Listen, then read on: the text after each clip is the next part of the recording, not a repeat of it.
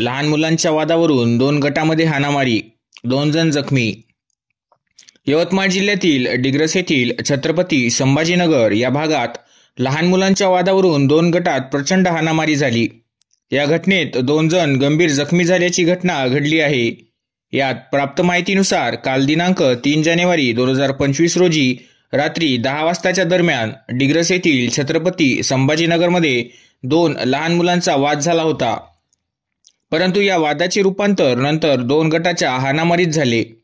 या घटनेत सुषमा सुधीर भोसले व खंडू साळुंके या दोघांच्या डोक्याला जबर मार लागल्याने त्यांना तातडीने शासकीय रुग्णालय डिग्रस येथे नेण्यात आले.